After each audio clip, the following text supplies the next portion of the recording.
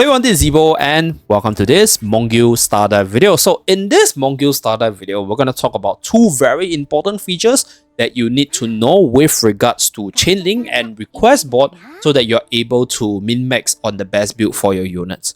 So first of all, what is Chainlink? Chainlink is basically a series of more powerful monsterlings with active abilities once you satisfy their appearance condition. And they are insanely powerful in a certain manner because some of them has insanely easy to use appearance condition like Cappy Mama's Mother Lives right here. It appears when you use a special skill, which is pretty much almost every time whenever you have the opportunity to do so. So there are certain monsterling abilities such as Giant Wolf's Fang right here with the ability to proc additional damage whenever you land an attack. So very easy. It's like every single time this skill is off cooldown, you'll be able to activate it to push for damage. So there are certain units with the active bonus effect. So these are probably the stronger late game link chains or stronger monsterlings that you'll equip on your unit. But as of right now, so far, the blue color and the purple color link chains will appear on the request board.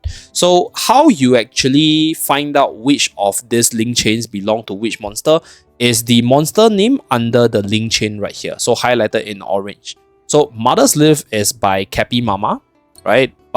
Mushroom Basket is under Uncle or Ang Cappy over here. So some of these monsterling are pretty straightforward because they look very similar to their monster version, but there are some which are, I think, pretty similar like the ogre one. So you might want to look out for the name of the units before jumping on your request board.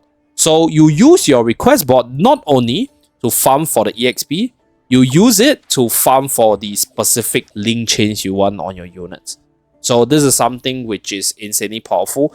And so far based on my testing, so I'm gonna submit my loop as well as my Goric one first. So far based off my understanding, let me just submit this first. Okay, submit the request. Okay, you can collect and do everything and then submit at one go to get the boost in the EXP. So based off my understanding, you can actually refresh this 5 times a day for free. And there's a possibility that whatever you have hunted previously might reappear. So right here, Goric reappeared. So you can use this request board to farm for your EXP, your crystals, as well as the refresh feature to hunt for the specific lane chains that you want. So this is one thing which I forgot in the previous part, and that is with regards to the link chain being insanely powerful in the long run. So in the early game, the link chains start on the silver quality. So the difference between the silver quality versus the green quality is just the base stats. So in the earlier stages, what I would encourage is if you have certain monsterling which you use a lot, you can hard commit to farming them on the request board so you are able to get the materials for the monsterling and then upgrade their levels or upgrade their rank points so you increase their star quality. This is where with increased star quality, they have a higher base stats compared to their lower star tiers right here. So over time, you get better stats of your link chain monsterling and you can choose the stronger abilities to be equipped on your unit based off your needs. So this is where link chain is insanely strong. However, in the early game, I think there are certain green monsters which are generally stronger on the base stats with some good abilities all around. So if you want to use them like what I did, you can use it because the link chain farming will take a while in order to level up this tier itself. But I think, let's say for example, right, if you're a big fan of Cappy Mama like myself, you can commit to farming Cappy Mama's request board and then get the materials to level up the rank point. And then you have multiple copies, so you're able to sieve out the ideal traits after you level your Nyana's levels. And then you can actually use it on your main units in the long run. So that's the ideal way of using link chains as well as hunting for your best link chains from the request board on a day-to-day basis. And there are certain link chains which I think is insanely powerful in the early game and insanely versatile. So one is our Cappy Mama. So this is basically going to be useful for an all unit for the additional damage push. And it's quite easy to upgrade for the additional percentage of damage, especially if you put this on your carry in general. So there are others which are really synergistic with the element, like for example, Loop. So Loop is synergistic with the ice damage side with the ability to deal ice damage as well as inflict a freeze. So this only appears with an ice attack. So this is an ice unit specific monsterling effect. So this is under loop, warrior's mark. So there's some which are insanely powerful on the wind side. So for the wind side, I think it's let me just go, yeah, like this one, Plains Minotaur one. So this one gives you additional wind damage as well as a wind resist reduction. So this is what I'm hunting for my team because I'm a wind main right now. So this is something to look out for.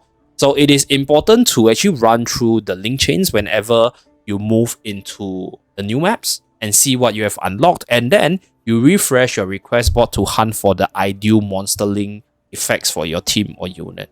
So far, I think the purple ones are the strongest with regards to their effect, other than the yellow one. The yellow one are very hard to hunt for. So the purple one so far has some insane effect because they have that damage portion and an additional ability such as a debuff, a freeze, or even like a resist down so that your team is able to do more damage.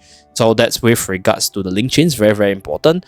So another few units which I can strongly recommend. So this is actually quite easy, switch skill, right? So special skill over here is also quite easy. Goric over here is super easy to actually get because this is a landing and attack. So anything that's landing and attack, use special skill, use your ultimate or switch skill is pretty much what you're going to do every single battle. So these are the good link chains in the early game that you can hunt for. So I'm not going to point out all the different link chains. You feel free to run through your link chains and search for the most ideal link chains for your team, and then you want to hunt for them, and this will probably be your late game monsterling accessories for all your units. So in the early game, you can use the more versatile ones, and even moving into the late game, you can use them and put them on your unit for that additional push for damage nonetheless. So that's with regards to this video. Just a simple update on the monsterling guide or the link chain guides, as well as how you can use the request board together with your link chains to maximize your account power level in the most efficient way as possible. So that's it for this video. Thank you very much for tuning in. I'll see you guys again in my next video. Bye guys!